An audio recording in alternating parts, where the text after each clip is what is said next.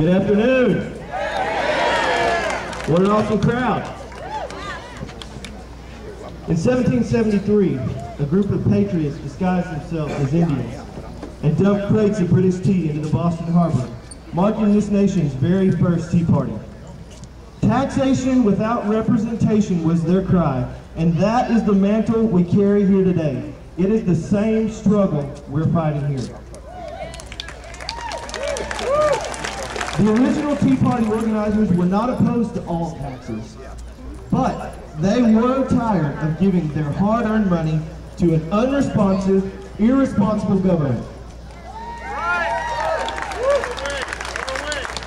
They were angry, and they had a right to be. They risked their lives and the lives of their families on that day. They risked their honor, their livelihood, for what they knew was right. So here we are today, September 4th, 2009, 236 years later. And we're gathered here today because we are fed up.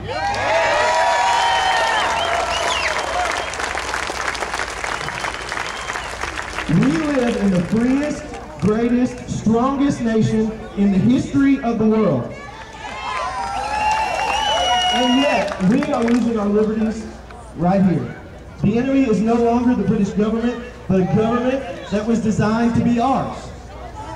A government of the people, by the people, for the people. Is that the government that you know? I didn't think so. It is a government of waste, corruption, and of theft. Taxation without representation was the banner of our founders, and it is the banner we are now charged with. Through this Tea Party and the others across America, we are continuing their fight. Give me liberty or give me death, said Patrick Henry. Thomas Jefferson said, I've sworn upon the altar of God eternal hostility against every form of tyranny over the mind of man. Today, my friends, we most certainly face tyranny in America. We face a tyrannical threat from within our own borders, as the national government extends their power through heavy taxation, controlled education, and the commandeering of our private industries. The government instituted to protect our freedoms now infringes upon them more than ever, and our liberties, in addition to our finances, have been taxed enough already.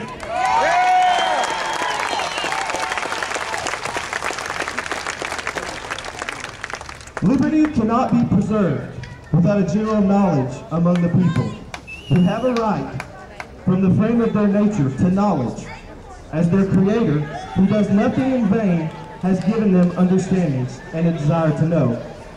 But besides this, they have a right, an indisputable, unalienable, indefeasible, divine right to that most dreaded and envied kind of knowledge.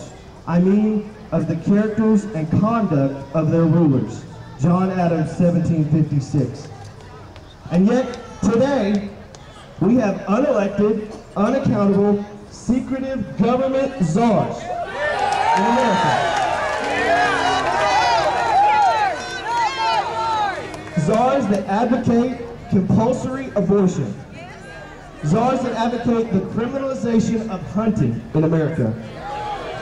And a State Department lawyer who advocates for the use of Sharia and international law in America. It is time. It is time to stop the socialistic thinking behind excessive government spending and nationalized health care. It is time that we heed the warning of Thomas Jefferson, given 200 years ago.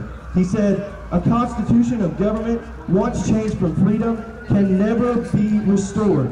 Liberty once lost is lost forever. Jefferson further counseled, liberty at all hazards must be supported. He said, we have a right to it, derived from our Maker. But if we had not, our fathers have earned it for us, at the expense of their ease, their estates, their pleasure, and their blood. Jefferson and other revered men laid America's groundwork with equality, freedom, and justice. Because a country's formation could never reach completion during a lifetime, they left us with only the foundation. 200 years later, America continues to be shaped by her people, not by her government.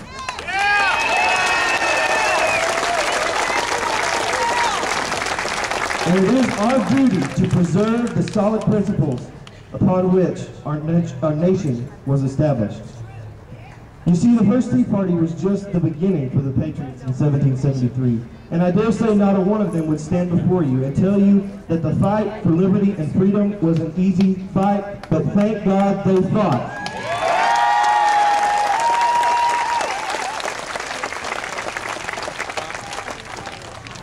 Britain was a formidable opponent, and they put up quite a fight. Thousands of American patriots gave their lives so that you and I could gather on these very steps today. Story after story, memoir after memoir reveals the determination of these brave men and women. They would not turn back. They would not falter. And they would fight the same fight all over again if they had to. You see, they weren't really fighting for money. It wasn't really about taxes. They weren't really fighting for land. They were fighting for freedom.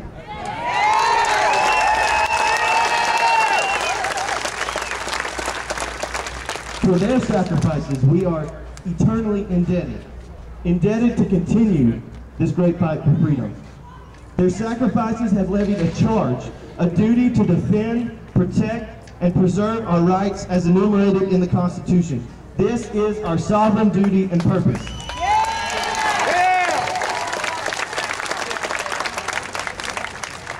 My friends, a year ago, we were promised change. And the American people voted for it. But my friends, I have news. America was deceived. Sure, we got change. And I will be the first to say we need change in America. But this is not the kind of change we need. We do not need a change that takes away our liberties and freedoms. Not a change where the government slowly takes over our private economy. And not a change where the president indoctrinates our students through school addresses.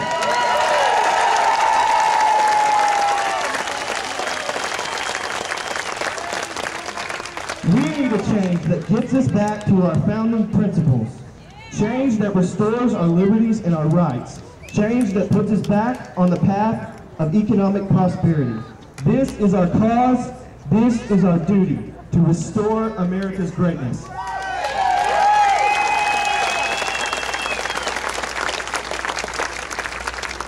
During difficult times, we often reflect on the wisdom of the Founding Fathers, just as we have today, and we will continue to do that. But while we look back for inspiration, let us keep a forward focus and ask God, our true Founding Father, to guide and direct us.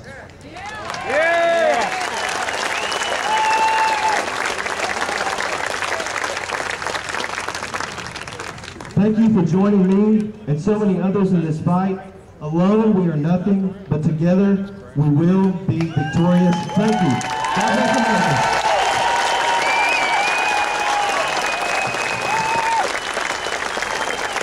Good job, Nicholas. Okay, we're doing good here. We got 30 more minutes of us having a good time here before the Tea Party gets here. We've got a couple other folks we want to invite up. Glenn Gallus from